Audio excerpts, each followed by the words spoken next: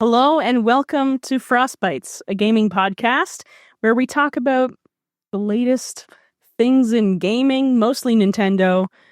We are your hosts and trivia winning hosts. Yeah, award-winning hosts. Gift card winning Pokemon trivia hosts, Cassie and Spencer. Hiya.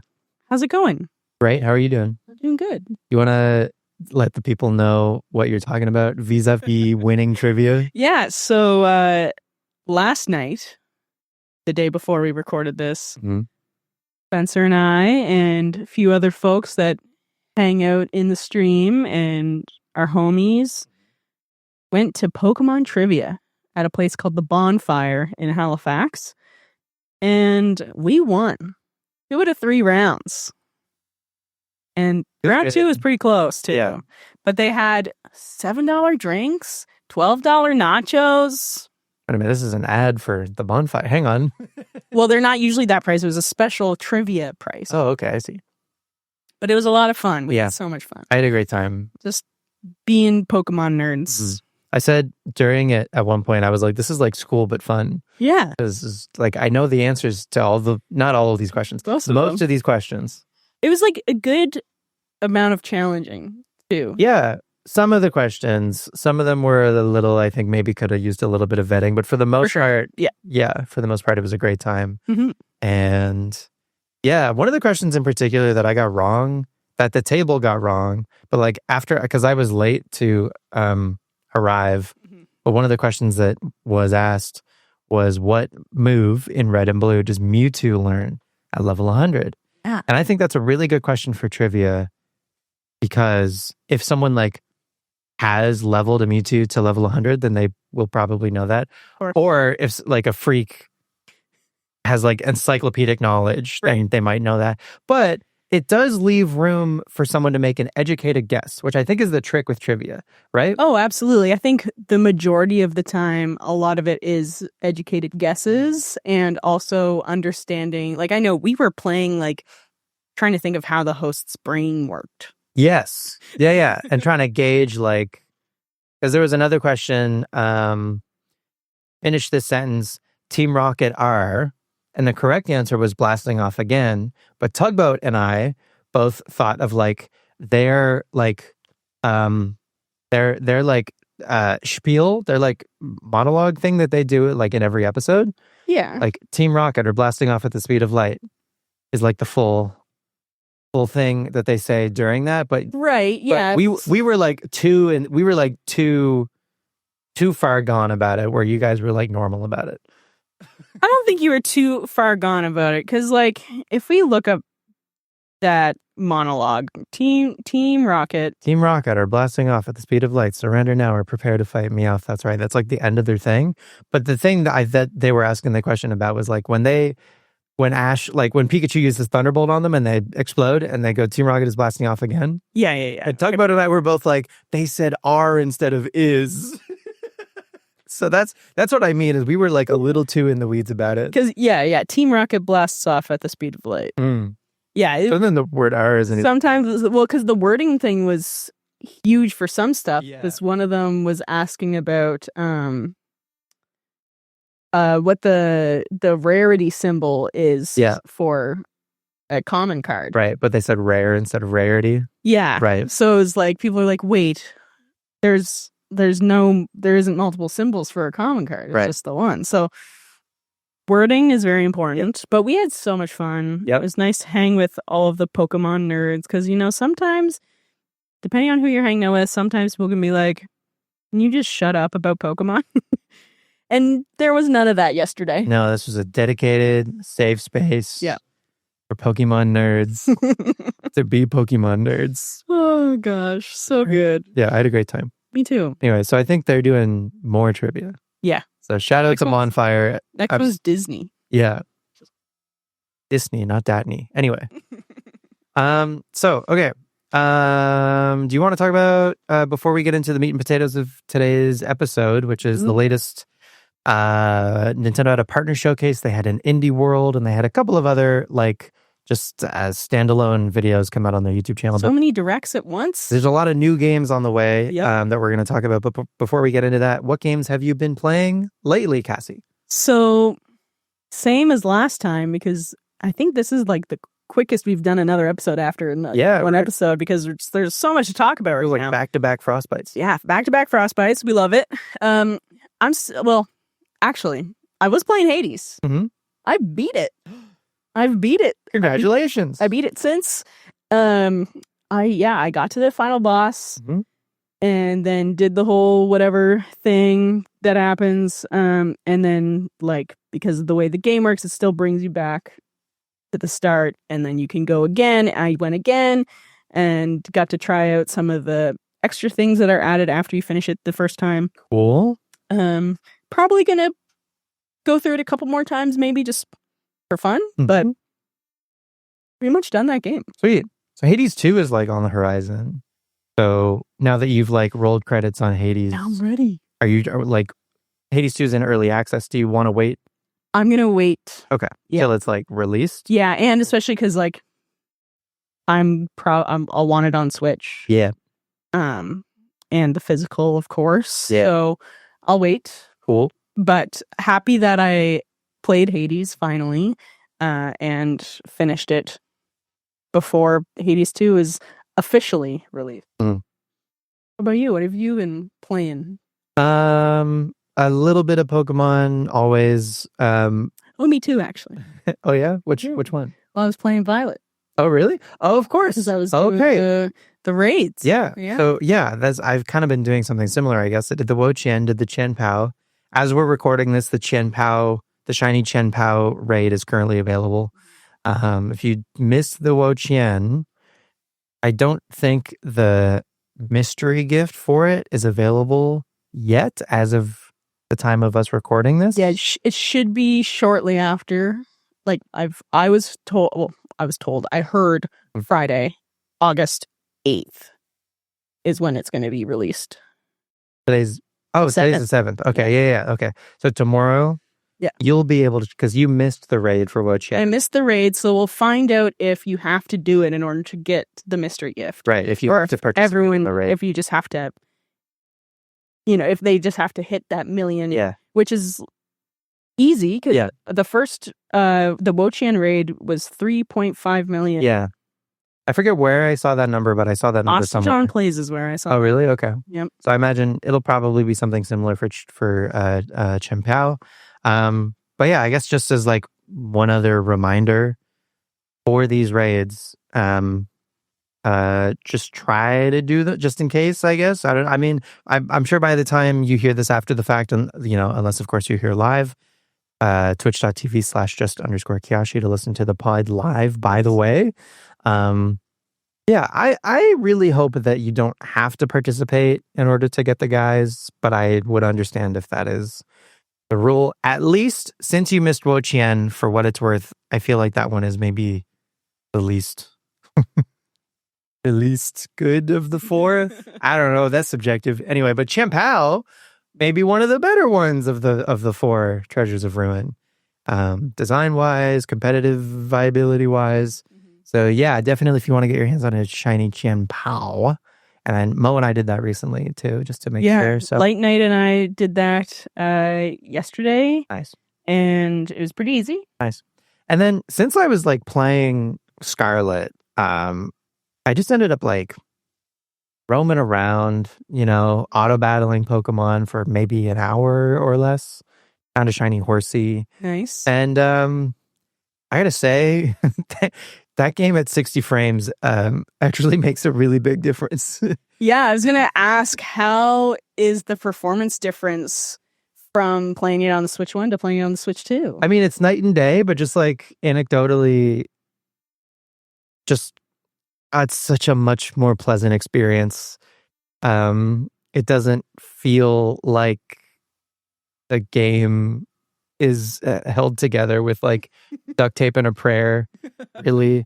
Although I don't know how much of like, I don't know how much like bug fixing they've done. Again, and we mentioned this last time, they certainly haven't updated any like textures or anything really. Right. Yeah. It's just strictly performance. And that does help, certainly. Makes me feel like, again, I just was like having fun. Yeah. Spending time in that game. Well, it's nice when your game doesn't stutter. This is the thing. Not that I wasn't having fun when I was playing it on my Switch 1 for the several hundred hours that I played Scarlet for. Yeah. But now it's just like, it's like buttery smooth.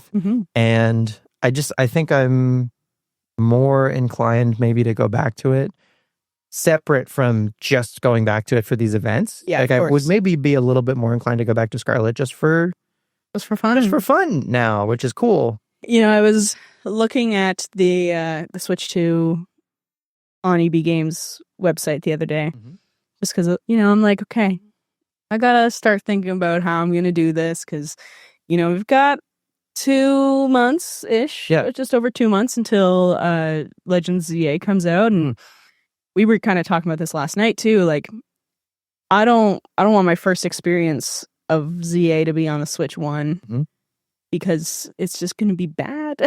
Like, I mean, it might not be. It might not be. It's going to be less than ideal. Yeah, I think for sure. So I was looking at the Switch, and then I was looking at all the games, and I was like, oh yeah, like playing Tears of the Kingdom and Breath of the Wild on the Switch 2 would be so nice. And but then I like added them to my cart just to see.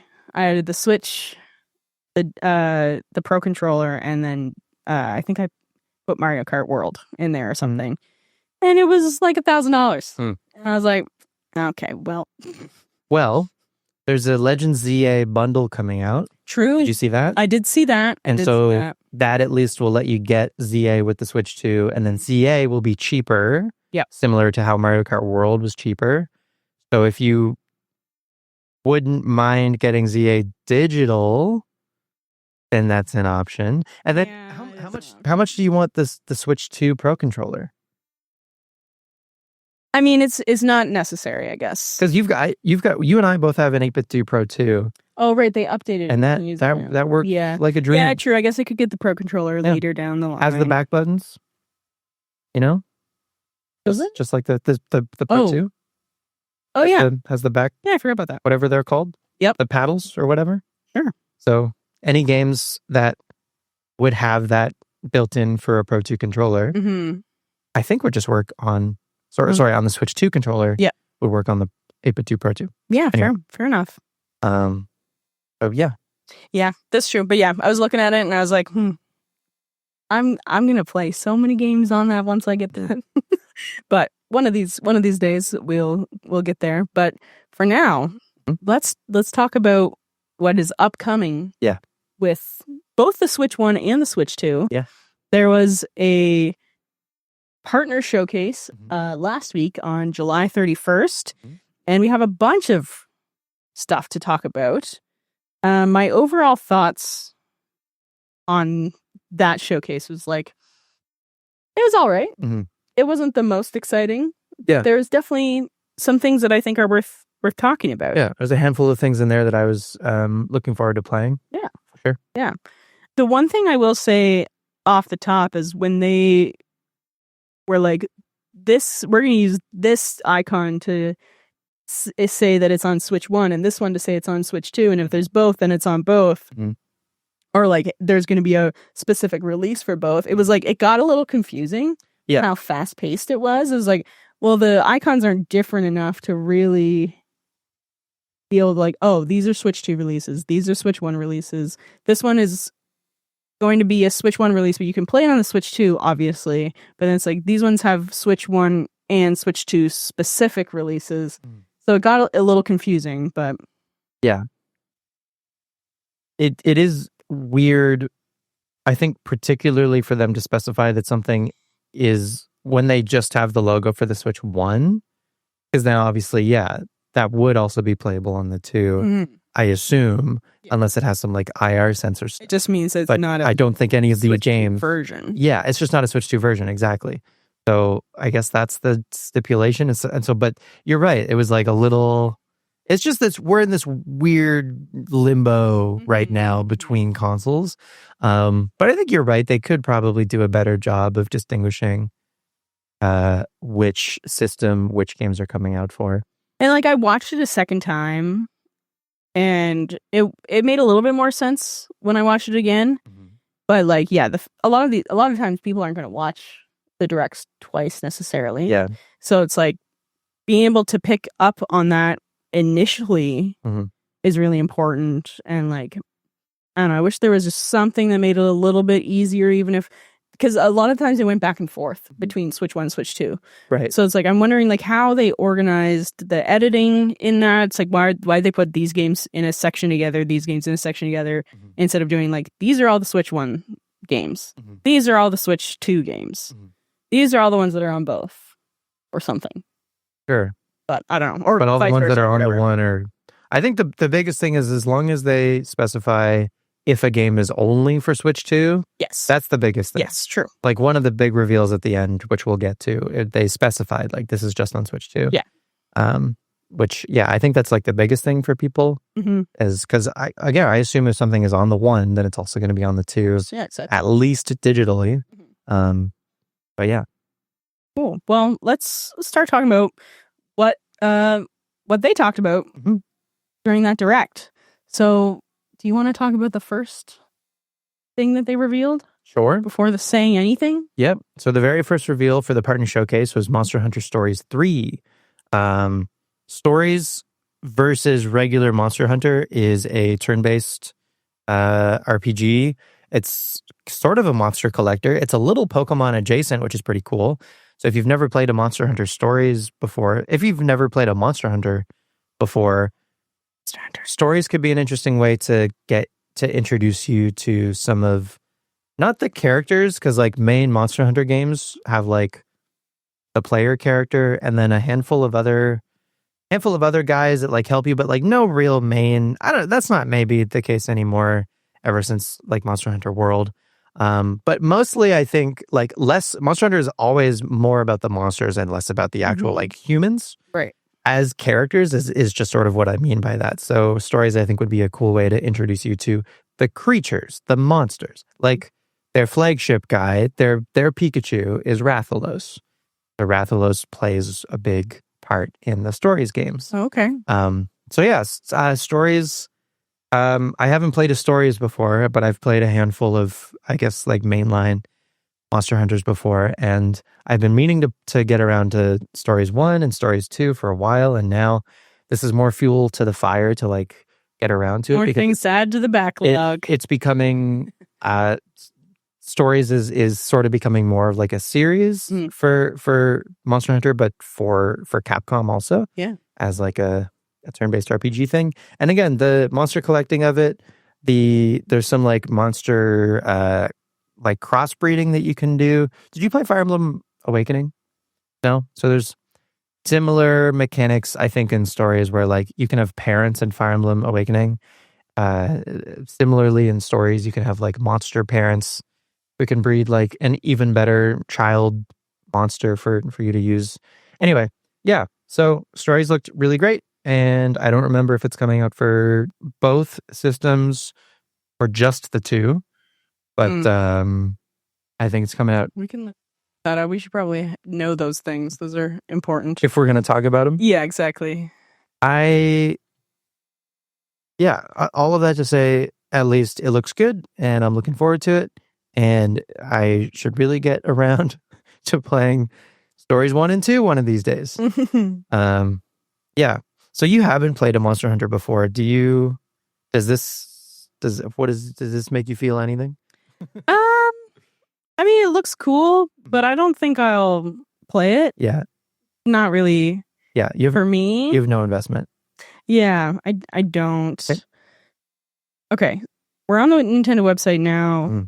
Looks like it's just for Switch 2. Sweet. And it's coming out next year. Next year, 2026. Stories 3. So that's cool. That's cool. Well, the next thing that they talked about, something that I am interested in, which is a new Katamari game. Once Upon a Katamari is what it's called. I've played Katamari Reroll, which is super fun, super silly. I need to let you borrow it. I need to give that to you so you can play it. Okay. It is very good.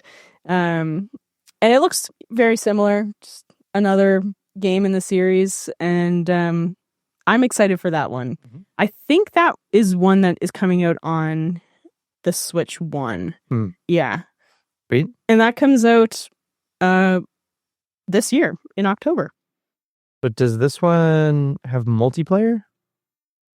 This one, That's something that they featured, or am I making that up? I think you're right. Oh. I think it did have multiplayer. Yeah, 4-player.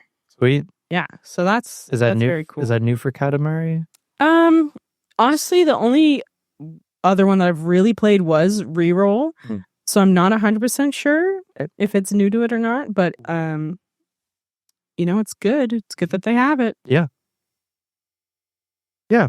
I've always, I don't know, every time I see Katamari in a presentation like this, I'm always like, oh yeah, that looks cute. Yeah. But I haven't played any, so. It's weird and it's fun and it's pretty chill. Like, for the most part, you're just kind of rolling around the ball trying to pick up random things, and like the more stuff you can pick up, the bigger your ball gets. Sweet. And the more points you get.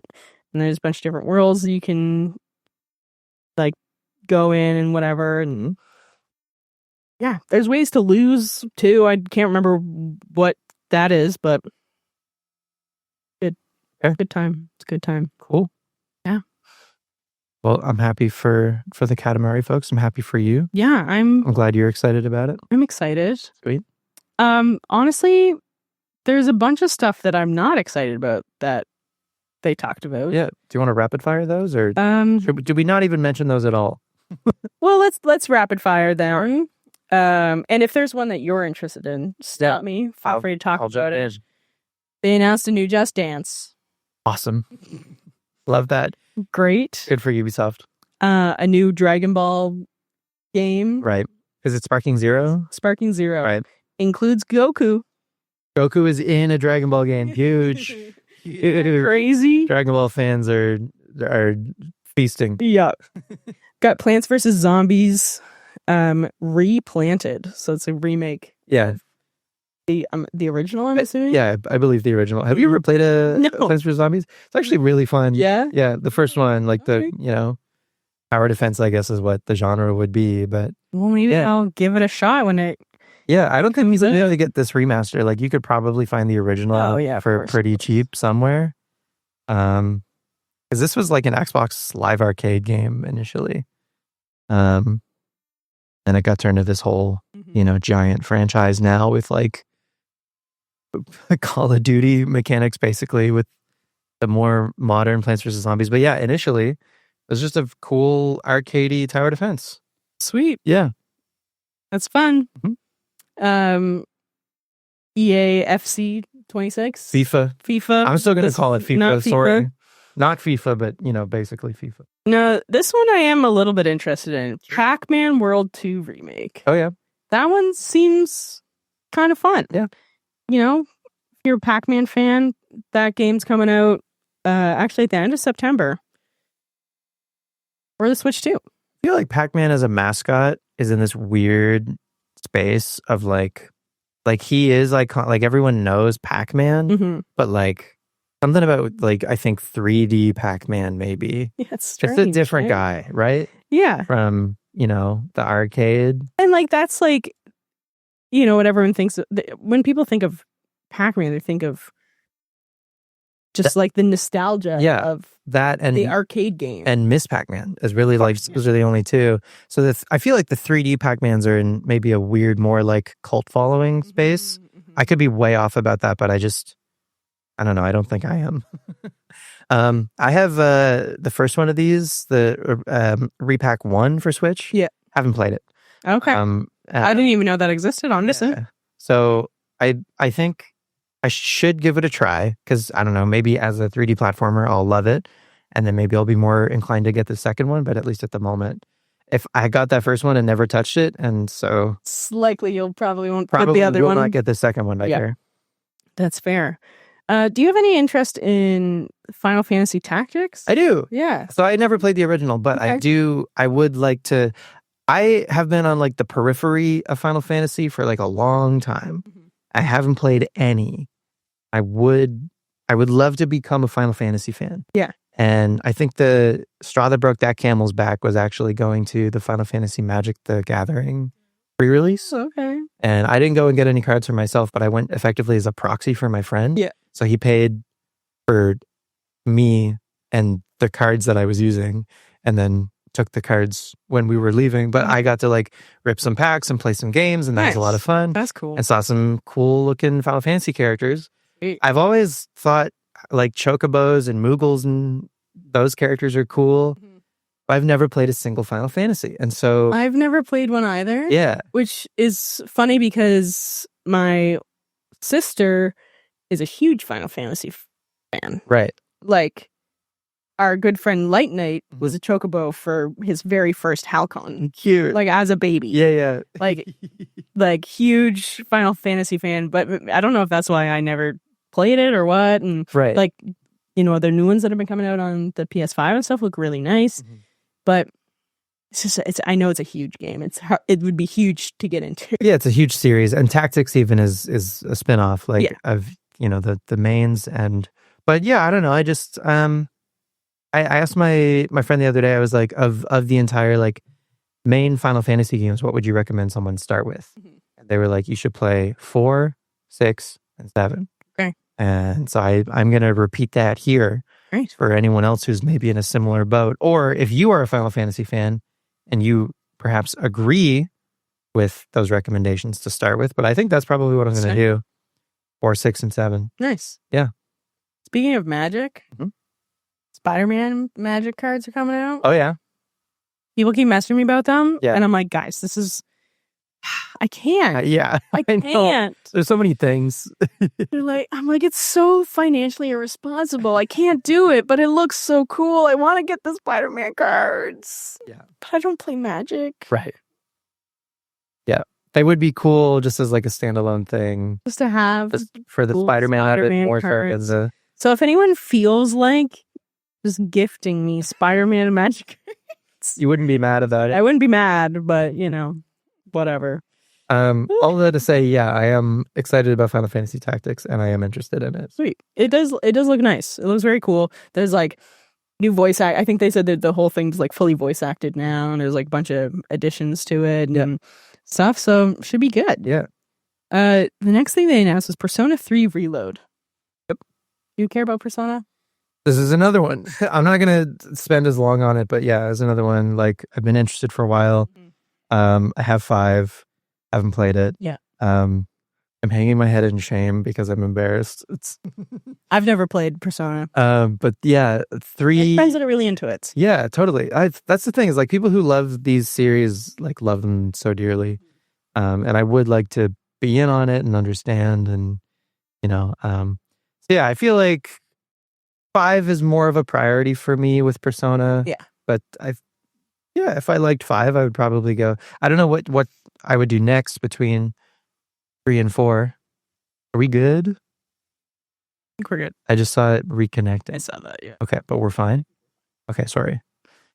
Yeah, I think 3 looks great. I know it was like highly anticipated from fans as being like kind of the next Persona game to get this treatment. Yep. But also people are very antsy for Persona 6. Right. So they're just, they remade 4. They're now remaking 3. They've done a bunch of spinoffs based on 5 and 5's characters. So people are just like, okay, Atlas, we love this. Don't get us wrong. We love this. But where's the new one? Where's 6, though? It's been a minute since 5 came out. We would love to see 6. So probably PlayStation 6. Persona 6 is my guesstimation on that one. Right. Fair enough. Yeah. What do you think of Persona? Similar? Yeah. Not even? It looks cool, and I've heard that a lot of people really like it, and I think that's what has kind of interested me in it before, but like, I don't think I'm gonna play it. Yeah. I think the intimidating thing about Persona to me is that everyone has said how long these games are. Yeah, I can't do that. And I don't know. I have this own like my own mental block about like games when they have this, I don't know, reputation about them of taking a really like 80-hour plus games. Like And that might sound insane given that I play, Pokemon 300 hours hundreds of hours. Yeah. But it's different. It is different. I don't know why it's different. I don't think I could explain it in a way that makes sense reasonably. But anyway, yeah, I would like to get to 5 at some point, and then maybe I'll get to 3 one of these days. Yeah. The good place to start. Speaking of really long games, the next game that they announced was Hyrule Warriors Age of Imprisonment. Now, both Breath of the Wild and Tears of the Kingdom are huge. I also am intimidated by those games, but played them, loved them, able to sink hundreds of hours into them. So maybe that's how people feel about Persona. But these Hyrule Warriors games are a little bit different. And it's kind of like a prequel to... This one is a prequel to Tears of the Kingdom. And it goes back to like... Have you played Tears of the Kingdom yet? You haven't. Westathon. It goes back to like... in Tears of the Kingdom, like Zelda goes back in time. Essentially. And so this game is based in that time when she's like back in the past. Okay. Gotcha. I've never actually played a Hyrule Warriors game before, but I have wanted to. And I'm very excited to see how this one turns out. And, hopefully I can just like get the other one, get this one, play them, have fun. So as far as you know, like you don't have to play Hyrule Warriors 1 before you play 2 and 3? I don't... maybe. Okay. No, I doubt it though. I think that... But like, story-wise, like they're... Story-wise, they're different. Like Hyrule Warriors 2 is connected to Breath of the Wild story-wise, right? Yes. And then 3 now is going to be connected to Tears. Yes. So maybe like Hyrule Warriors 2 and 3 and Breath of the Wild and Tears of the Kingdom is a more holistic Zelda experience? Yeah, I think that's kind of what I would say. Like, although you could say like, Breath of the... Like, you need to play Breath of the Wild to play Hyrule Warriors 2, like sure. Age of Calamity or whatever. And you could say that you also need to play Breath of the Wild in order to play Tears of the Kingdom. Right.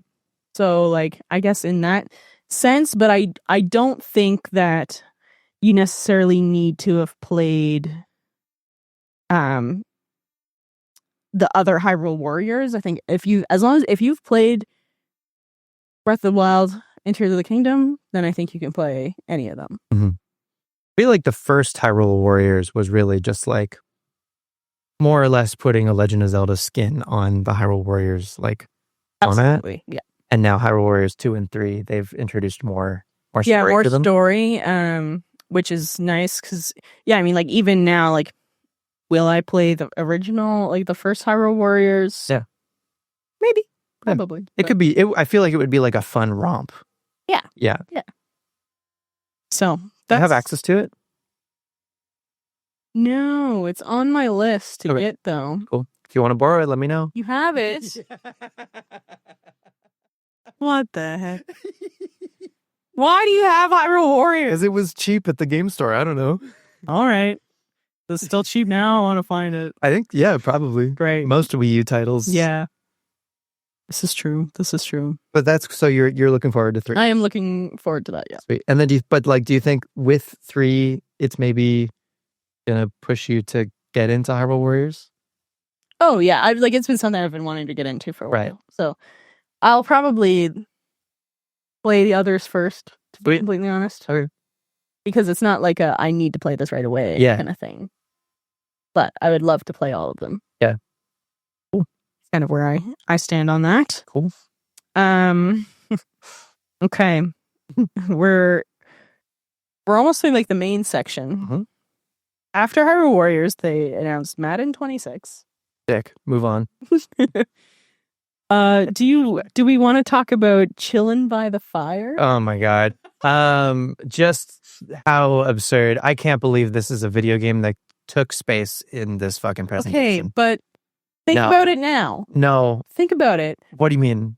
We in Nova Scotia just got banned from the woods and from lighting fires as an alternative because of the dry conditions. So now people can have bonfires on their Switch and that on their Switch 2. Is it just for Switch 2? Yes. When does this game come out? Because is it even out now, or like is it going to be out after the drought is over? Probably.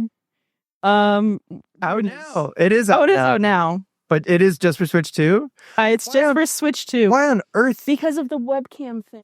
And you can blow. It's like you can blow on the fire to this keep is such a pandemic coded game. It is, and I hate it. I came out 5 years too late. I loathe that it exists. I hate that it's called Chillin' by the Fire. It was really funny. It was really funny when it showed up in the partner showcase because it's very fun to clown on. Yeah. If nothing else. I don't know. Do whatever you want. Don't buy this game, though. For God's sake, don't buy this game. I don't know how much it is, but I hope it's not. It better be $4.99, right? It better be free. Although watching it, I was like, this is a game Shy would want to play. Because you literally just build a fire and camp around it and then roast your marshmallows and yeah. It's funny looking. Tell you what, you and Shy get it, and let me know how it is. We'll see. Need you to be licking your Fritos. Okay. Disruptive dogs. Apex Legends coming to the Switch. Right. It was on Switch 1, but it's right. There's a Switch 2 version. Yeah. So now it'll actually run. Yeah. The next game I'm actually kind of excited for, Gila. Yeah. That's so cute. Cute little mouse with a froggy backpack. Oh my God. Up to 4 players. Yep. Online co-op. Not couch co-op, unfortunately. So if me and Shy want to play together, that means we need 2 Switch 2s. Well, what if it has download play or whatever? Oh, maybe it does. But I think it is. I do think it is still only Switch 2, though, not Switch 1. Oh, no, it is Switch 1. Okay, so we only need one Switch. Wait, why can't I click? Nothing to click on. I think Gila has already released on Steam. Okay. And I just want to double check that. Here, I'll check. You're checking it right now. Right now. Hell of a lot faster than I can. No, I lied. It's 2026. 2026. Wow. Okay. Cool. But it looks some cute. Extremely cute. I don't really like mice, but I want to be a mouse with a froggy backpack. Yeah. And I saw some. I think Shia actually sent me a reel on it or something, and someone kind of compared it to It Takes Two. Okay. And how it's good. The multiplayer? Kind of similar, multiplayer puzzle-based kind of stuff. Cool. So that's cool. Yeah. Yeah, I'm excited for that. I think that is one that I'll probably get when it comes. Totally. Yeah, it looks really promising. Mm-hmm. Very adorable. Yes. Very, very, very cute. So next year for that one. Yeah, we're going to have to be waiting a little bit, which is fine. It's fine.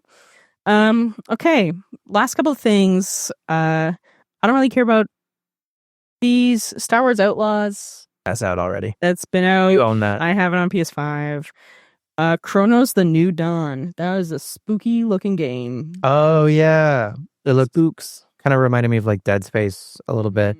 I don't do spooky games, so definitely not for me. But for me, at least when I see a trailer for a spooky game, I can appreciate, when they look good. But also I'm not gonna touch that with a 10. That was very scary looking. Yakuza. Kiwami. Yeah. Yeah. 2 and 1. Yeah, Kiwami 2 and 1 are both coming out at the same time on Switch. I think it's really good for Sega to start putting the Yakuza games and the Like a Dragon games on Switch. So they're going to get a lot more people into that series. I think so. That's another one similar to Final Fantasy, similar to Persona that big cult following. Yeah, and for me personally, been on the periphery and I've been interested, just haven't bit the bullet yet. But I think if maybe Yakuza Kiwami 1 might be a great place to start with the series. Makes sense. I'm not a knower, but I feel like it could be. If you wanted to become a Yakuza / Like a Dragon fan, that might be a good place to start. Fair.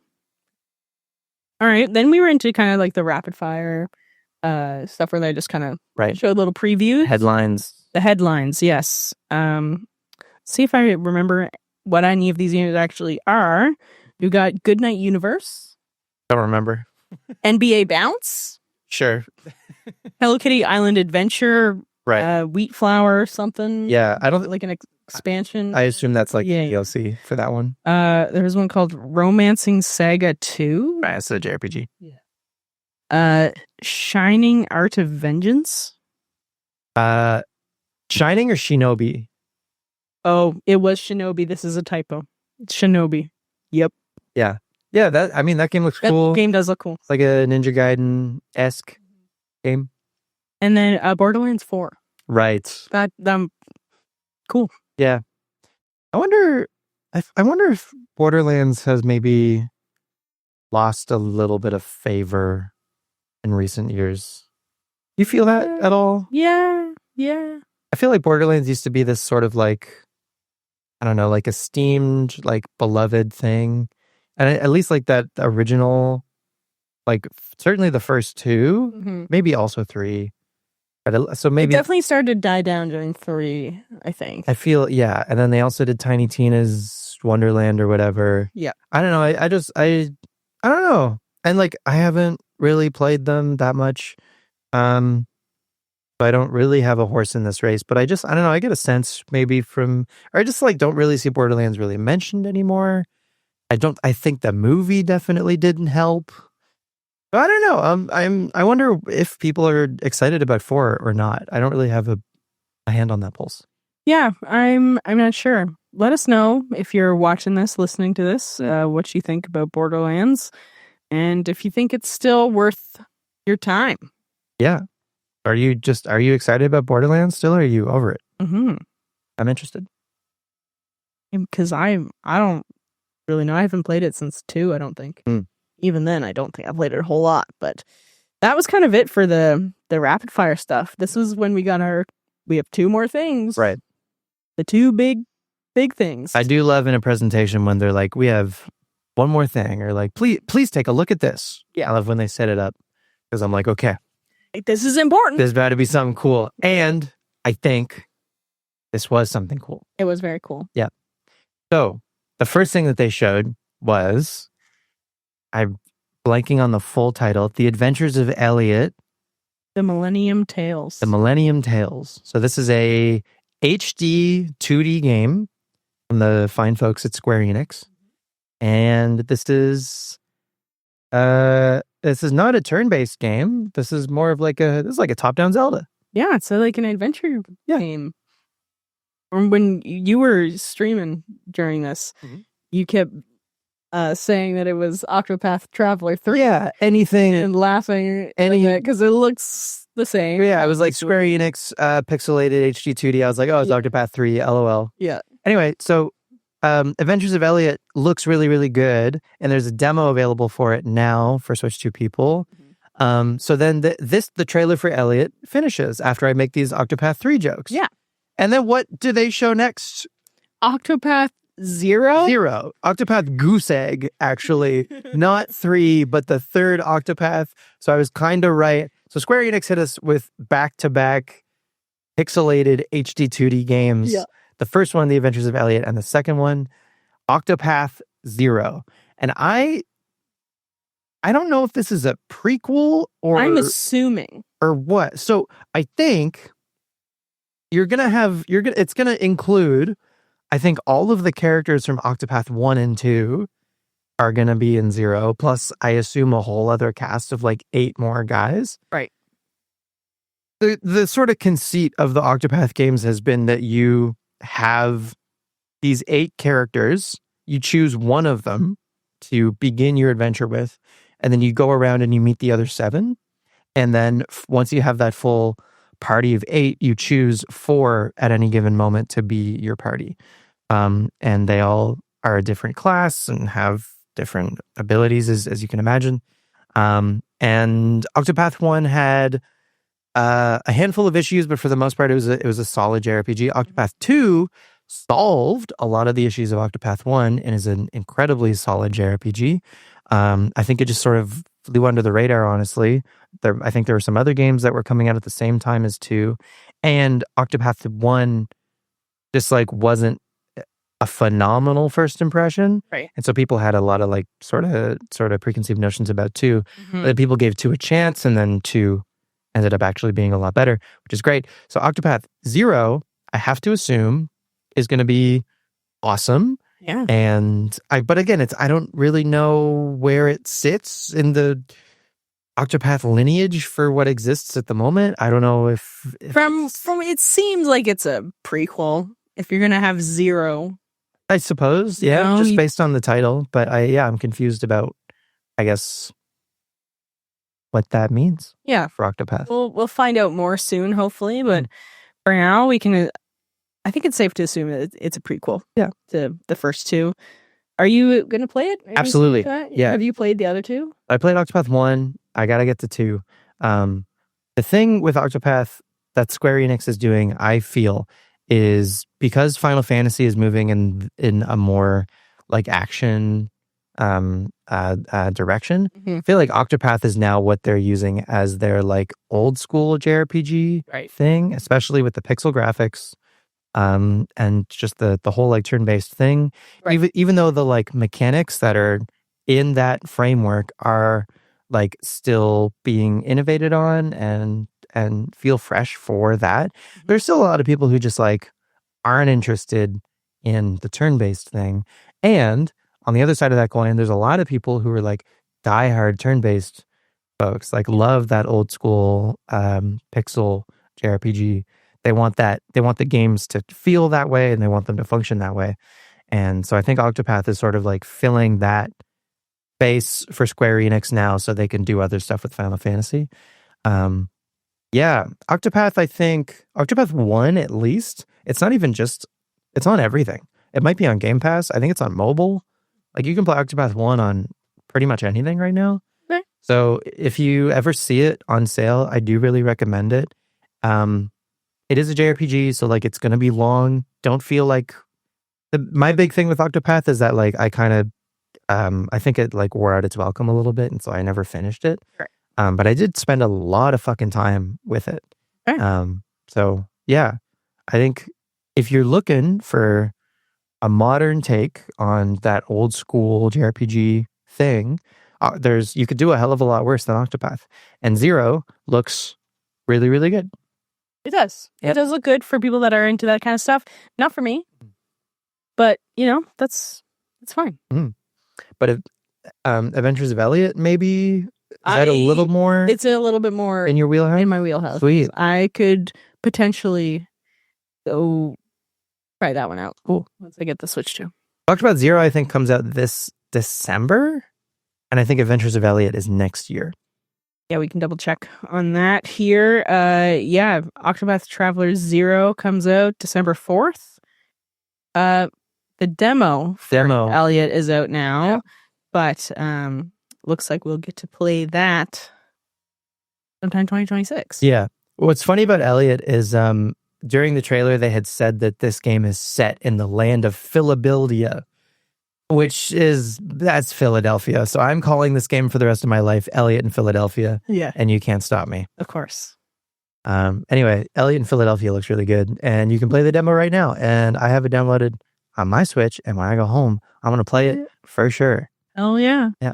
I love that. All right. And Mina the Hollower. But we're going to get to that. We're going to get to that now. Oh, what a good segue. I didn't even think of that. So smart. So today, 1 week after the partner showcase, we got an Indie World. We'd already planned to do this episode today. Yeah. And then a couple of days ago, Nintendo was like, do you want an Indie World on Thursday? And we're just like, oh, perfect. Sure, we'll take some more. So much to talk about that. Sure, we are easy. So yeah, Mina the Hollower. Mina the Hollower is what? That was the first thing that they came out with. Opened the Indie World. They had another trailer with some more gameplay, some more footage for that game. And we already know that game comes out on Halloween, but there is a demo that you can play right now for Mina the Hollower. It looks phenomenal. I can't wait. It does look really, really good. Another game where you get to be a little mouse. Love being a mouse. On a lot of mice are in right now. Mice are so in right now. This is like, have you played any of the like Game Boy Color Zeldas? Yes, I've played for Sword. Cool. Minish Cap. Okay. Parts of those. Okay. Parts of them. But yeah, those like, pixel top down. Yeah. Zelda. So that's definitely what Mina is drawing a ton of inspiration from. And this is the first game from Yacht Club Games that isn't a Shovel Knight, which is exciting. Okay. It's exciting to see them doing something else. Yeah. But it is also like within their brand of being like a pixel throwback game with like extremely tight controls, very cool mechanics, really great character designs. Mina herself is a really cool design, but I imagine there's going to be a hell of a lot of other characters in this game that look sick as hell. Yeah. So yeah, man, if you liked Shovel Knight or if you liked old school top-down Zeldas, fucking, you're going to love Mina the Hollower. And you can try the demo right now.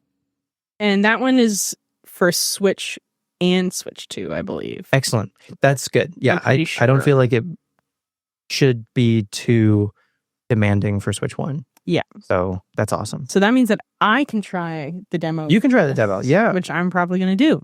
Excellent. Okay, the next thing that they talked about was a game called Well Dweller. I don't remember a whole lot about it. The Metroidvania. Or at least it certainly appeared to be a Metroidvania. Yeah. I don't have a ton to say about it. Unfortunately, it looks pretty good. The art style is cool. Art style is cool. I fear there might be just a lot of Metroidvanias, and they're not maybe the most welcoming genre, right, for folks. And so I feel like a lot of people sort of pick and choose which Metroidvanias. I mean, they have Metroid and Castlevania to contest with. 100%. Among a whole, like Hollow Knight, etc. Yeah. Silksong is on the way. I feel like it's a tough time for other Metroidvanias right now. Yeah, and you were kind of saying this when you were streaming this earlier, is that it's kind of like Metroidvanias are the new farming sims. Not to the same extent, but it feels a little bit like it's getting our... a little close. I don't know. I just feel like every other day there's a Metroidvania. Yeah. So the next game that they announced kind of looks interesting, but also might be a little too spooky for me. It's called Neverway. Kind of almost gives that top-down Zelda vibe as well. Do you have thoughts on this game? It's made by the art is the same person that did Celeste, which is very cool. I think it's also published by Outer Sloth, who I think also did Among Us. So the main character has a T-shirt with the Among Us character on it in the game, which is fun. I think this game looks phenomenal, but it is definitely on the spookier side. But I think it has some similarities, honestly, to like Undertale, Omori, and from what I can see in the trailer, though it does look spooky, I don't think it is spooky enough to like deter me. Yeah. I think it's just like, same. I feel like it's creepy. I can handle creepy. Okay. I don't think it's straight up like horror. I don't know. Anyway, it's called Neverway, coming out next year. Yeah. Does look pretty cool. But we got a lot of little things that kind of like started us off with a couple of like the pixely kind of games, and then we got like that like very distinct art style from Well Dweller, and then we got this game called Herding, which is more of like a 3D, like it looks like, like high quality kind of like very nice texture games, but like what do you just herd these creatures in it? So you know Death Stranding? Yes. Zach doesn't stop talking about Death Stranding because he loves to just deliver parcels or whatever the hell you do in that game. So maybe in this game, instead of delivering parcels, instead you're herding these big beasts. Big beasts. Big guys. Yeah, that's probably not giving this game enough credit. I imagine it's got some, I don't know. Have you played a game like Journey before? Oh, I don't think I've played Journey, but I've watched people play Journey. Yeah, this feels maybe like a slower paced Journey. It did kind of give me that vibe. More about like the scenery, Probably has some like subtle storytelling to it. But yeah, very atmospheric. Which, like, those games are good and have a great place, especially for people like, you know, a lot of the times, like, gaming is like escapism for a lot of people. Totally. And these kind of games are very calming for the most part and give people that opportunity to essentially just immerse themselves into a different reality, which is pretty cool. Yeah, the vibes of this game are very, very good. So yes, they are. If that's your cup of tea, then I think you should keep an eye on Hurdling, which it looks like is going to come out. I think actually it's out later this month, August 21st, I want to say. Oh. Hurdling. Sorry, I called it herding before, but it's Hurdling. You got it. August 21st, yeah. Pre-order begins today. So that's it's pretty close. That's within a couple of weeks. Yeah. Sweet. Okay. Is this seat taken? Mm-hmm. Looks like a fun kind of puzzle game where you have to look at these different, I'm assuming, characteristics of these different characters and place people in different seats depending on what they want. Mm-hmm. Do you have any interest in this? Yeah, if the price is right. Yeah. Also, this is definitely a mouse game, so I think this is something that I would get on Steam rather than Switch. But not the Switch mouse mode? No. Although we are going to talk about a game a little bit later that is definitely going to be a showcase for mouse mode. But yeah, I mean, I think maybe the mouse mode with this game on Switch 2 might make it feel a little bit better. But again, I feel like it could be a little clunky if you're just using the joysticks. Yeah, I don't know. It is very much a point and click. Totally. But I think this is going to be a pretty chill, probably shorter little puzzle game. I really like the design of it. It's very like clean and cute. But yeah, I don't know. I feel like this would be a game that I wishlist on Steam and then pick up when it's like 50% off one of these days. Yeah. I agree. It's $10, which isn't too bad. I think that's US. $10 US. It's probably 15 for us. Probably.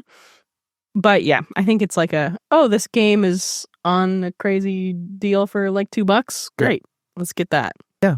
But similar to Hurdling, I think this is like a good chill out vibey game. Yeah. You know, something for your hands to do. Yeah. Easy for something for your hands to do and it does look like, you know, if you like puzzles and that kind of stuff, which it reminds me, like, it's very reminiscent of like those like phone games that you always get ads for on Instagram and stuff. Yeah. Where you like, it's all these puzzle games and it seems kind of easy, but a little bit of a challenge. Like a good vibe. Yeah. I'll probably try it out if it comes, it's on sale. Mm-hmm. Yeah, me too. Yeah. Okay. You want to talk about what came next? Yeah, next up was there's some DLC on the way for Little Kitty Big City. Actually, it's not even really DLC. It's just like a free update coming out later this year. You're going to be able to customize your cat to make it look like so cute. Maybe your own kitty at home or whatever you want. They're adding some new content to the game, some new characters that you can meet, some new power-ups, I guess, that your cat can get. New hats to collect, all that stuff. Just more for you to do in Little Kitty Big City. So if you've got the game already, you can return to it. Or if you don't have it already, there's going to be more for you to do from the get-go. This is one that I have kind of wanted to play. Yeah. And I had a great time with it. And it's probably another one that, like, if it goes on sale, probably try and grab it. I beat the whole thing during a single requestathon stream. And I had a great time with it. It was very cute. It's a fun, like, 3D platformer collectible game. I think especially, this is going to go without saying, if you like cats, dude, this game is a no-brainer. Yeah. If there's someone in your life who plays games and likes cats, like, this would be, they would love this game, I think. You just get to be a cute little kitty cat. Yeah. As much as, like, Stray is a great game, and it's more realistic. I think this especially would be a very good game for someone younger. or I don't know, it's just like really cute. It's very cute. Very cute. Very cute game. If you like cats, Little Kitty Big City. Yeah. I probably, when this update comes out, because again, it's a free update, I'll probably go back in and sweet check it out. See what's up. See what else they added. Your cat look however you want. Yeah. I mean, I know Mo has this game on Switch. I have it on Steam, but Mo was like, I'm going to make Sam. So Sam is our cat. Yeah. So, isn't Sam already a black cat? Yeah. He has like a white, a little mark. He's like a white patch on his chest, and the very tip of his tail is white. Cute. Like he was painting with white paint. Anyway. Crazy. So yeah, anyway, looks very cute. I'm glad they're still supporting this game. Yeah, that's great. That's great. So those were all the games that were on the Switch 1. Those were like Switch 1 specific releases. So obviously available on Switch 2 as well, but Switch 1 versions, not Switch 2 versions. So the next couple games that they announced were Switch 2 specific versions. Except they're not. So right now we're looking at the trailer in the Indie World Showcase. We're looking at Content Warning, which is a game that's been out for over a year now on Steam. Mm-hmm. But at the end of this, in the top right-hand corner, they show both the Switch 2 and the Switch 1 logo. Okay, weird, because before that, they're like, here's a bunch of games for the Switch 2. Yeah. Right. But I think Content Warning is going to be on both. And just if you can jump to the end here. Yeah. Just to confirm my suspicions. I do feel like, for what it's worth, this is a little late. So yeah, there's both. Mm-hmm. I feel like this is a little late for Content Warning. Like, it's not, if this was like available later today, that would be one thing. But this isn't coming out until next year. And I already feel like Content Warning has sort of missed. It's going to lose its steam, you know? Yeah. It's like when Among Us came out on the Switch 8 months or however. Everyone had already played it and moved on. Yeah. Like the current, I guess apparently this is the genre for this now is called friend slop, which is just multiplayer proximity chat games. Okay. Friend slop. It's a little derogatory, unfortunately, but anyway. I think the new friend slop du jour is Peak. Right. And before that it was Repo. Okay. And before that it was something, and I don't know anything. Before that it was Content Warning, before that it was Lethal Company, right? So it's like these types of games keep coming out and seemingly replacing each other. Yes. So yeah, again, next year for Content Warning on Switch just feels way too late. Feels very far away. Yeah, feels very far away for what it is. And I mean, we'll see. Maybe it'll bring people back into it. Who knows? Yeah, I've no doubt that like some people who don't, like younger people, I think, who don't have access to it on other platforms. Yeah, they're gonna get on their Switches, and it'll have a little bit of like a rejuvenation, but not nearly to the same extent. For sure. Okay, so the next game you seemed pretty excited about. Yeah, I played the demo for this on Steam, and I had a ball with it. This is this game is called Ball Pit. If you search it, you might have to type Ball X Pit, kind of like Hunter X Hunter. Anyway, but yeah, this is Ball Pit, and this is a sort of, it's a roguelike. It's I would call it a roguelite, actually, but it's kind of a Vampire Survivors-esque game where you have to knock out enemies, and by doing so, they drop these experience orbs, and then you level up, and then you can upgrade your character with either new different attacks, which in this game are balls, or new passive abilities. And it's formatted kind of in like this vertical space, and almost plays like a game like Brick Breaker or Ricochet, if you remember any of those games, where you have to sort of like launch a ball at some bricks to break the bricks. Yep. In this game, the bricks are enemies. And so you have to kill the enemies with your balls. and then nice. And by doing so, you get these experience orbs, and then you level. And so that's the Vampire Survivors thing. The demo for this was excellent, and I am extremely excited for this to fully release. So this comes out on Steam and Switch same day, October 15th. Comes out on Switch 2 a little bit later. This, I think, is sort of another mouse game, at least for me, but I think it would still be perfectly fine on a console with like twin sticks. Yeah, check out Ball Pit. The demo is still available for you to try on Steam right now. It's a lot of fun. Great. Yeah. Very cool. The next game I'm actually pretty excited for. Cool. Okay. So I have played a lot of Ultimate Chicken Horse. One of my old roommates was really into that game and got me into it. And so Ultimate Sheep Raccoon just looks even better because you get to race. That's Chicken Horse. I played it once at a friend's house. Correct me if I'm wrong. There was a single screen. Everyone starts on the left and you just have to get to a goal on the right. Yeah. So this is different because you're racing. And it's like a longer course. Yes, but it seems very similar. Also cross-platform. Okay, that's cool. That's awesome. We love cross-platform games. Yeah, it's very similar, very chaotic, but yeah, same thing except you're trying to race now instead of just trying to make it to the other side. You're trying to race to the other side. Okay. So yeah, in Ultimate Chicken Horse, was it like first one there or just anyone who got to the goal? Like, did you have to be fast or did you just have to get there? Sorry, I haven't played it in a while, so I can't exactly remember. What do you think of the name of this one, Ultimate Sheep Raccoon? Hilarious. Because also when I first heard of Ultimate Chicken Horse, I was like, what the fuck does that mean? Sure. Ultimate Chicken Horse, Ultimate Sheep Raccoon? Yeah. Great. Okay.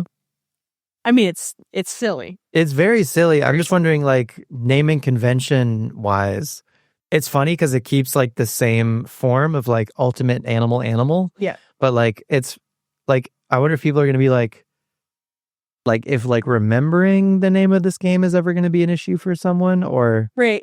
I guess, yeah. Ultimate Chicken Horse kind of rolls off the tongue a little bit easier than Ultimate Sheep Raccoon. Yeah. Maybe we just need to get used to saying Ultimate Sheep Raccoon. Yeah. Or something. Anyway, it does look very fun. 8-player games are always very valuable to have on Switch. So that's great to see. I'll probably pick it up just to have that as an option. Mm-hmm. Yeah, me too. Well, Ultimate Chicken Horse it's wicked on sale. I see. Yeah, Ultimate Chicken Horse is currently wicked on sale on Steam. I just wanted to watch this to see, is it about, just someone getting to the other side? Because you all place different things. I know you can like try and kind of sabotage people stuff, but I think it is like, whoever gets to it first. You would get like bonus points. You get bonus points. I see. Yeah. Okay. And depending on like how you get there. Sure. But yeah, so great game. Great game. Super, super fun. Excited to see what this sequel, I guess you could call it, is like with Ultimate Sheep Raccoon. When's that one come out? Let's see. Coming to Nintendo Switch and Nintendo Switch 2, winter 2025. Winter this year? Winter this year. Probably December. Yeah, that's good. Cool. We have one more feature before the rapid fire headlines. Yeah. What did you think of Glaciered? Like, could not be less interested, I fear. I feel so bad saying that because it's so dismissive of this game that these people worked really hard on. But just like, I don't know. I don't think the premise is very compelling. I don't think it like looks especially compelling. In the ocean and being a weird swimming thing. Maybe it's really good. I don't know. I can't. It doesn't look bad. It just doesn't look like something I would be into. Yeah, it just might not be for me is all. I don't know. I don't think us talking about Glaciered could sway someone one way or the other. Yeah. It's coming out this holiday, at least. I don't even describing it. Like, I don't know. I don't know how to describe it. No, I'm sorry, the fine folks who made Glaciered. I'm sure you're very nice. I'm sure you're very nice, and I'm sure you worked really hard on this game. Yeah. Chill, nature-inspired game that you hang out in the ocean and talk to fish and stuff. Here's what I'll say. If you played Monster Hunter Tri or Monster Hunter 3 Ultimate and you enjoyed the underwater combat in that game, hey, maybe you might like Glaciered. All right. Perfect. Perfect. That's for one person who I know is in chat. Love that. Okay, so now we're kind of onto our rapid fire stuff. We got another mouse game. Yeah, I didn't even realize, but yeah, you're right. Mice are in. Mice are in. Yeah, there's another game that just came out called Maze Mice. Amazing. This is great to see that mice are Winter Burrow. A moment. It looks very cute. Very cute. Will you play it? For the right price, potentially. Yeah. It's not maybe. I'll wish list it. Wish list. Always. All right. See if it comes on sale. That's coming out winter 2025, which is nice because it's a wintry game. So maybe that'll be good. And then we've got this game that you said reminded you of Gemporium, which you were hoping to see for the Switch Day, right? Yeah, I don't know if they the folks at Merge Conflict who made Gemporium, they have another game out called Refresh that just recently launched on Switch. Okay. But it came out on Steam not even months ago, I think at least over a year ago. Okay.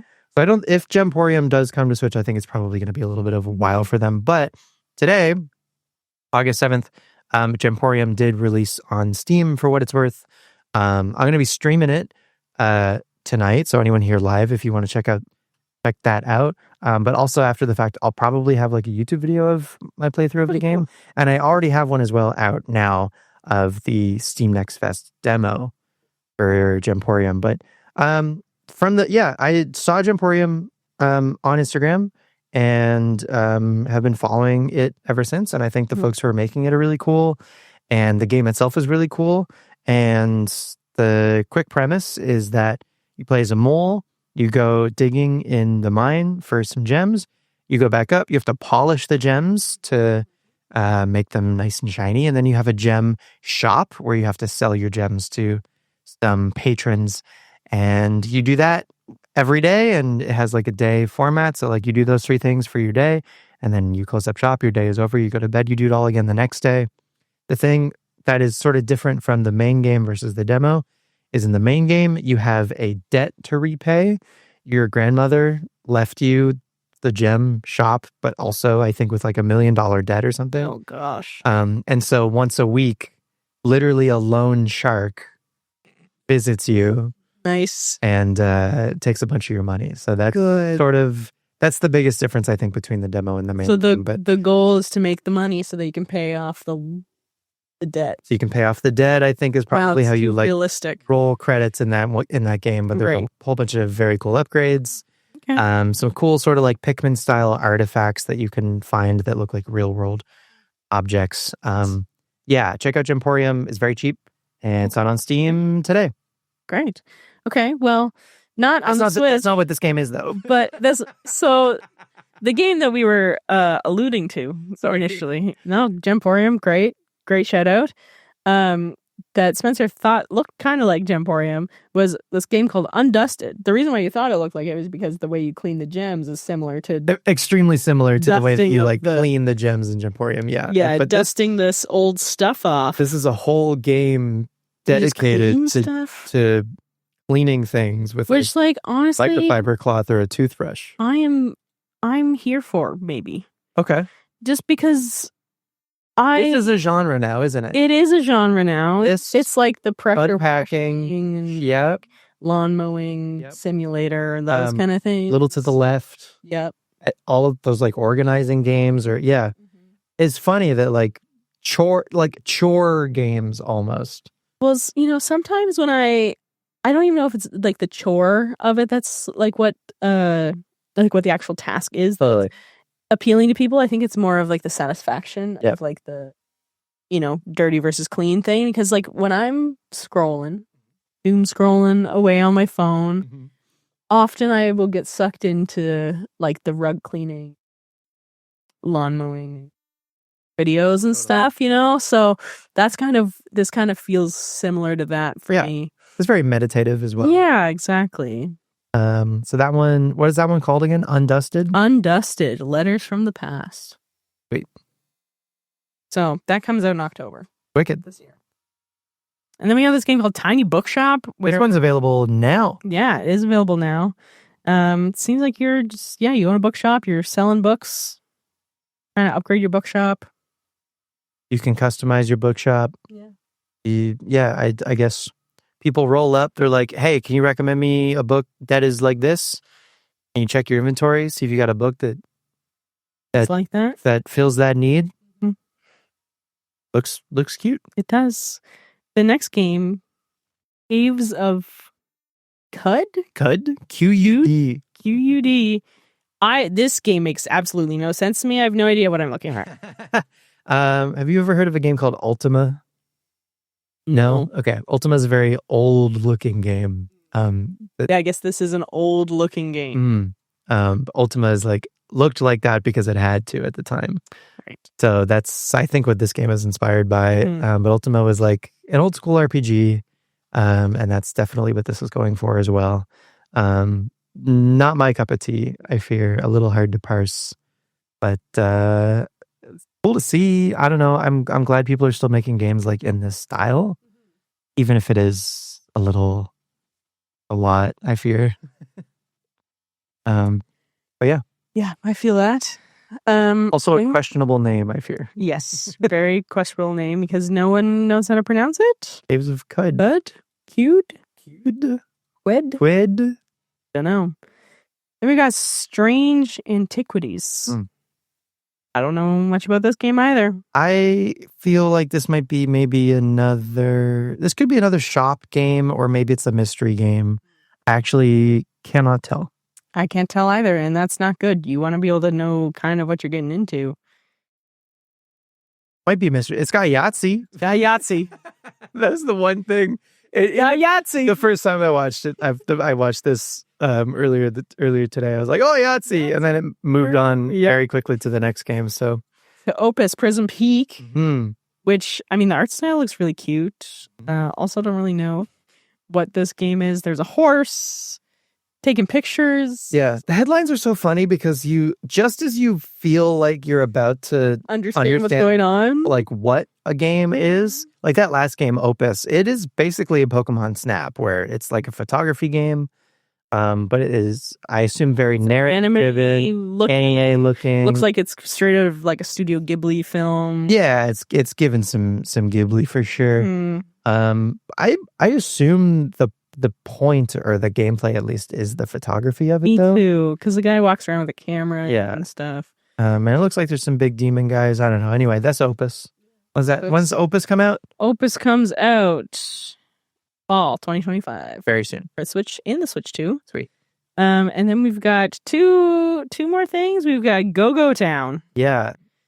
What is this? My Sims? Yeah. But racing, you're like the whole opening shot is of grandma racing, like doing a fucking donut and hit somebody. You get to customize your character. The art style is kind of silly. Yeah. I have no idea what this game is. I think like a My Sims like. Yeah. It's what it seems like it. And you go drive around in a go-kart.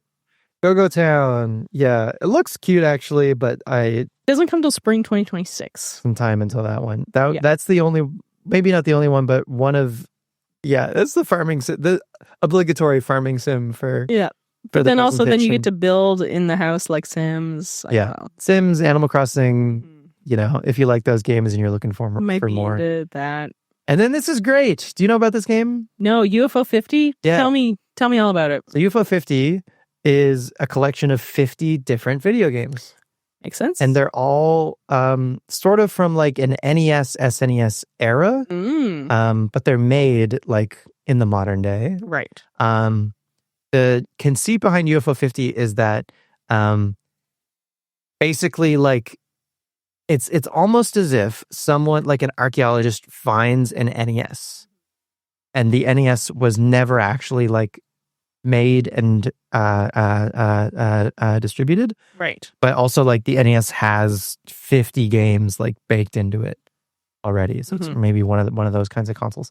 So yeah, it's this like fictional developer, and they have this catalog of games that is like uncovered, and you're playing these games for the first time, and none of the games have tutorials or anything. So it's really tries to like give you this sense of like back in the day playing a game for the first time, not having an instruction booklet or anything for it, or I don't know, modern day YouTube tutorials even, right? Of course. And just trying to like figure out the game for yourself and just pushing buttons and see what happens. It's really, really cool. A whole bunch, even though it is like a collection of 50 games, a lot of them have a surprising amount of depth to them. And a lot of them are, because they're kind of based on games from this era, are really hard. And so the goal in quotes for the game is in every game by either filling some sort of like score requirement, or if the game has credits, rolling credits, you can get a cherry for completing that game. And so the overall goal for UFO 50 is to get 50 cherries, one for every game. And again, some of those cherries for some of these games are like really, really hard to get. But yeah, it's great to see UFO 50 coming to Switch. This was, I think, one of the coolest indie games of last year. Okay. So yeah, it's great that Switch people can have it now. And that's actually with the end of the indie world, and actually watching YouTube chat live and in person at the end of this showcase, as they always are. People always want more, but people, I think this showcase at least it did feel like it was missing a one more thing. It did. They did the headlines and then they were like, okay, bye. And it did feel a little bit like there should have been maybe a one more thing, even if they took one of the other games and made it a one more thing. Yes. And like the UFO 51 was a little bit longer than the rest of them, but like, yeah. Where's our Silk Song?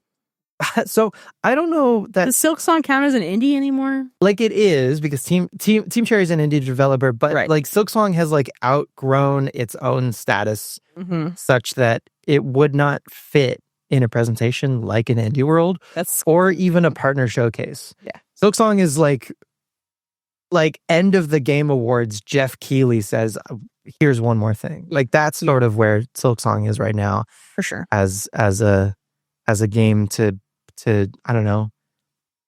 And in saying that, the last time that we saw Silk Song, it was just like for 3 seconds in like the highlights of the last Nintendo Direct. The last proper Nintendo Direct. Nintendo, yeah. Yeah. Because we also saw it on the when they announced the Xbox ROG. Right. It was, yeah, there was footage of it for the ROG Ally. So it is funny how there hasn't been like, there's still like drip feeding Silk Song, like new Silk Song footage. For what it's worth, there is going to be an in-person demo for Silk Song happening, I think, at Gamescom later this month. Oh. I'm sure we're probably going to end up seeing some footage, just some like, iPhone footage, I imagine. Yeah. From that, but maybe around the time that comes out, Team Cherry might just put out their own trailer on their own YouTube channel so they can get their own ad revenue. Yeah. And it might not even be in a presentation like this. They might just put it out themselves with a release date. Hopefully. It's going to be, there's no way it's not going to be this year. There's no way. It's just like, we're waiting. Is it going to be sooner? Is it going to be later this year? But it is going to be this year, at least. So sweet. That's Silk Song. So there's a couple other things besides the partner showcase in the indie world, just that Nintendo put out, again, as YouTube videos on their own, separate from these presentations. So the first one was an overview trailer for Kirby and the Forgotten Land with a new DLC coming out later this month, Star-Crossed World. So this is going to add a bunch more levels as well as power-ups, Kirby mouth mode forms, I guess. Yeah. And Forgotten Land at the moment already has like an end game boss rush. Crossworld is going to add, Star-Crossed World is going to add an additional, even more difficult boss rush if you're looking for something more challenging in Forgotten Lands. I haven't finished Forgotten Land. Me neither. So this is going to be a great excuse. And of course, the Switch 2 version is going to be running at like 60 frames and look really nice. Yeah. So yeah, I'm very excited for this. Going to be a very great excuse to go back to this game. Now, do you know if you get the upgrade for free if you have the original version? No, it's going to be $29.99 for us in Canada, probably $20 in the States. Yeah. Same thing for like Mario Party Jamboree. They had the Jamboree TV DLC. That was also $29.99. But yeah, this is going to change some existing levels in Forgotten Land and also add just some, brand new ones. Cool. And yeah, another big thing is the new mouth mode power-ups. Yeah. For Kirby. So yeah. We love a good mouth mode. Lots to look forward to. Star-Crossed World.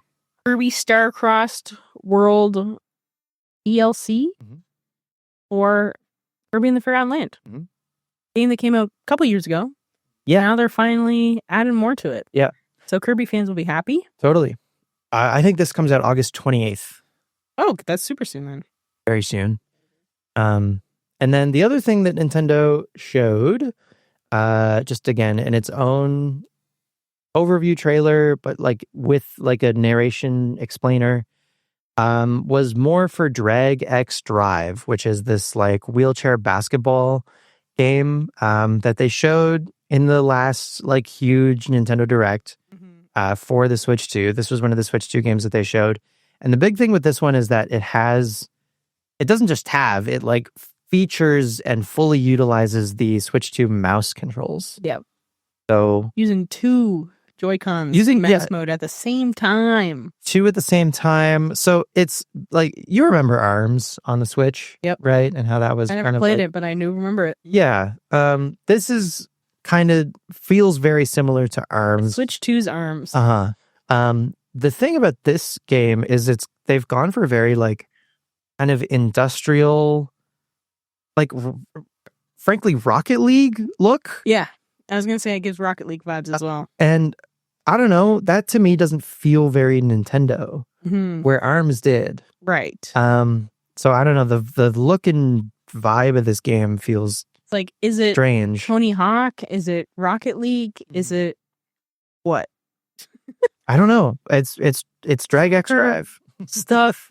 It looks interesting. I'd be like interested in trying it. Sure. So since you mentioned that, actually, if you want to scrub, I think a little bit later in this video, there's going to be some dates.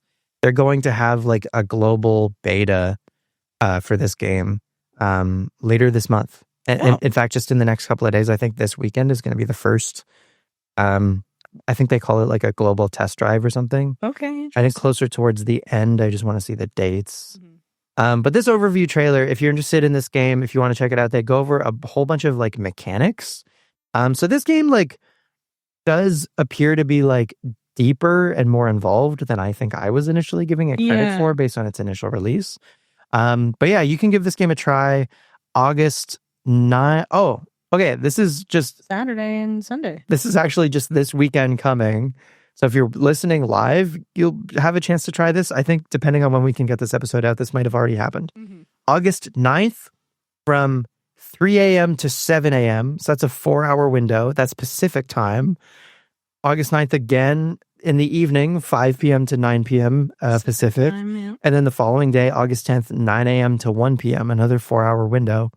All of those times are Pacific times.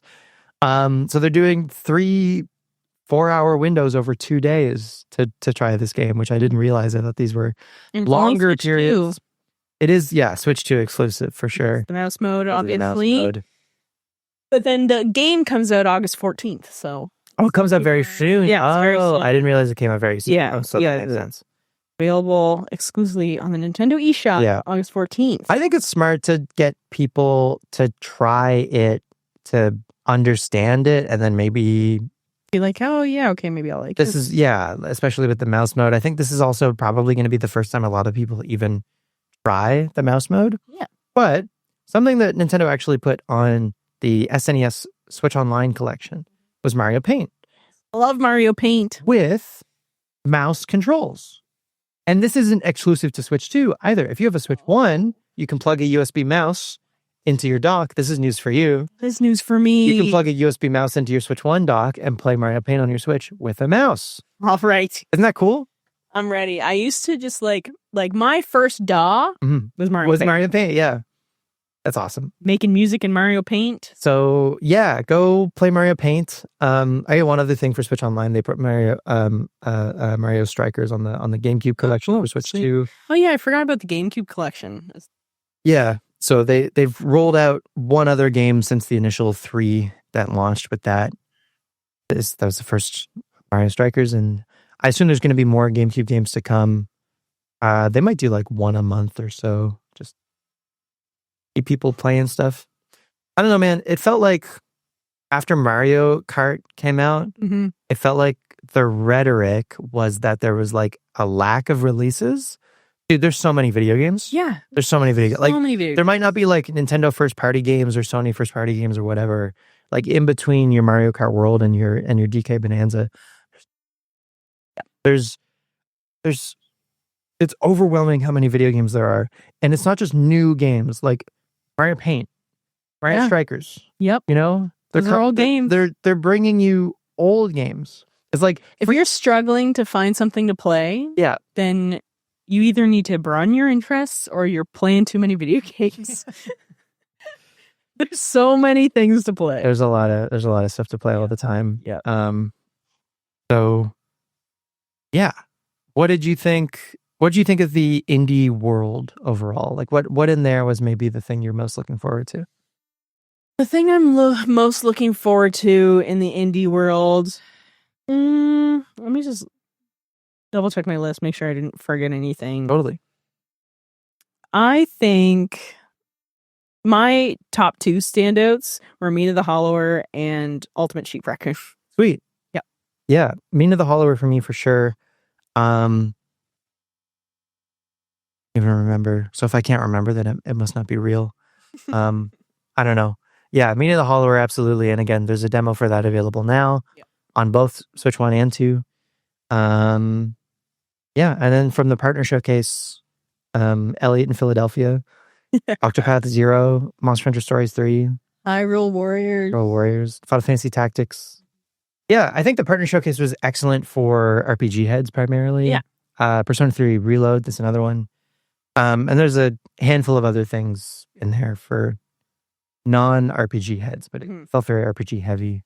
Yeah, I mean, like, you know, it wasn't overall like there's definitely some things I was interested in. Not too bad. I find usually with these kind of showcases, the partner showcases, the indie worlds, it's kind of like, it's a bunch of stuff that I don't really care about.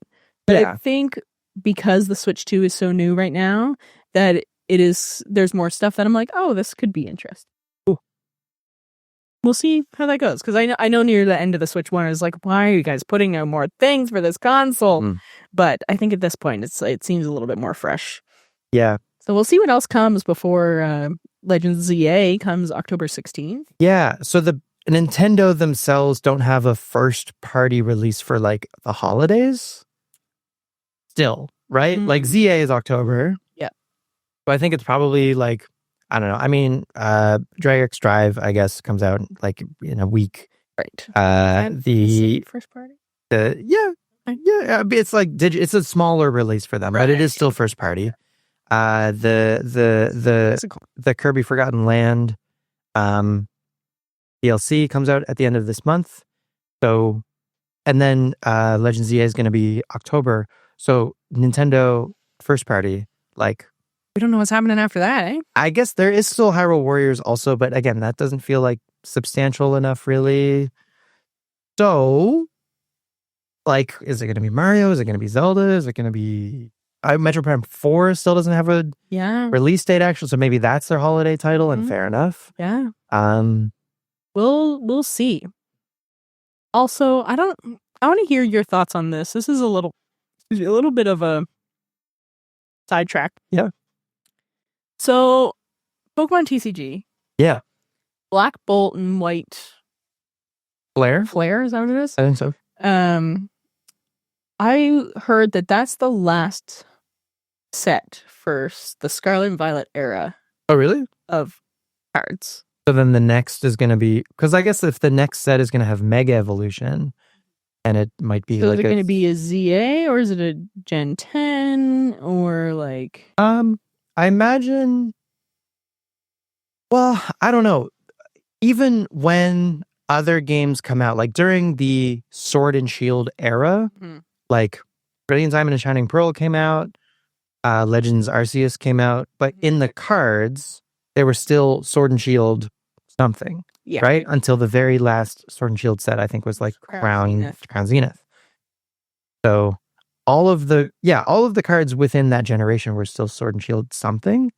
So I find it, I haven't heard this personally, but I find it. So Pokerev is my source for that, who I watch a lot of TCG stuff. Right. Yeah, he said that it was the last Scarlet and Violet release. Yeah. Yeah.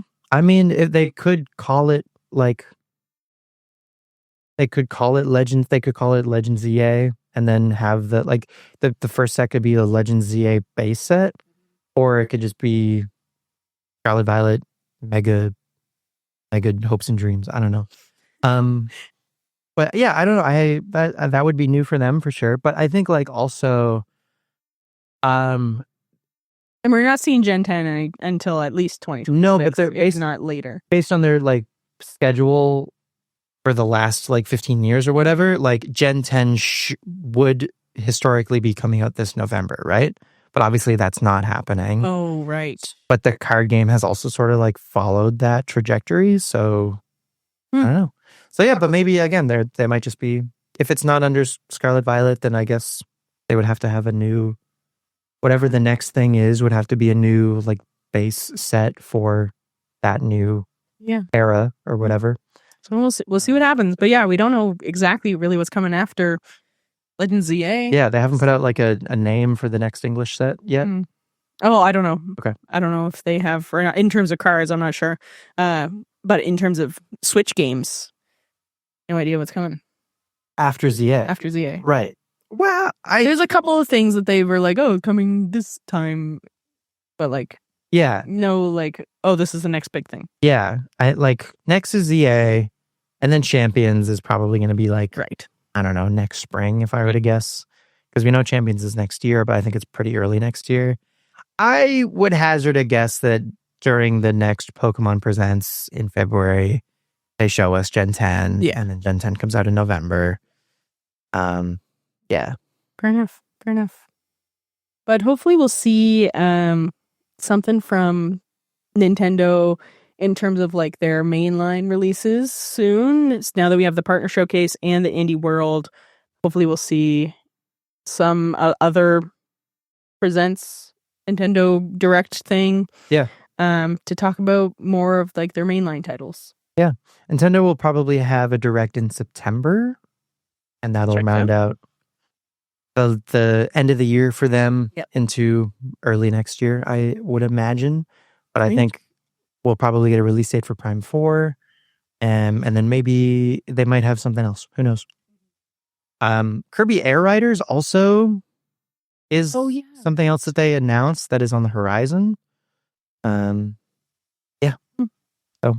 But it's exciting. I think the biggest question mark right now, I feel, is what is the next Mario game? Yeah. For Nintendo. Like Zelda, I feel Tears of the Kingdom wasn't that long ago. No, I don't. And especially with Hyrule Warriors, I don't think we're close to another Zelda anytime soon. Yeah. But I feel like the next big 3D Mario, even though Mario Wonder also sort of set maybe a new format for 2D Mario. So what they could do Wonder 2? Good, maybe. Something else, I don't know. And a lot of people are saying that like the DK game was kind of the next Mario Odyssey in a sense. Yeah, I mean, it was made by the same team, but I mean, it's not a Mario game. No.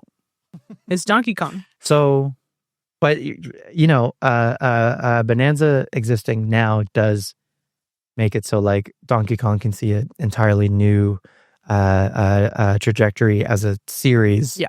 And we can start seeing more DK games similar to Bonanza. Mm-hmm. And I still haven't gotten that game, but like people are raving about it. They're going. Yes. Bonanzas. Yeah, people love that game. Oh, so I want to get Mo. I mentioned this last time too, that Mo also wants to get their hands on that game. Yeah. So it looks good. Yeah. It looks good. If you have the Switch 2, there's lots of games you can play. If you don't have the Switch 2, also lots of games you can play. If you have the Switch 2, just play Mario Paint. Just play Mario Paint with your mouse mode. And if you got Switch 1, you can play Mario Paint with your USB mouse. Perfect. That's it. That's the podcast. We did it. Holy smokes, I felt like a lot. A lot of stuff. A lot of video games. Yeah. A lot of information. But we appreciate y'all for hanging out. We'll see you for the post show. Because we do that when we do it live. Yeah. But we'll see you next time. Yeah. Otherwise. Thanks, homies. Bye. Frostbytes, a gaming podcast, is co-hosted by Cassie Mann and Spencer McPhee. Theme music was recorded and produced by both of us. Graphic design and video editing by me. Watch Frostbytes live on twitch.tv/just_Kiyashi. That's KYASHI. Missed it live? You can watch all previous episodes on our YouTube channel, Frostbytes Podcast, or listen to the show wherever you listen to podcasts and leave a review while you're there. Email us at frostbytespodcast@gmail.com with any questions and episode ideas. And if you want to represent Frostbytes out in the wild, you can pick up your very own Frostbytes merch at nethernerdcreations.ca/frostbytes. Thanks for listening.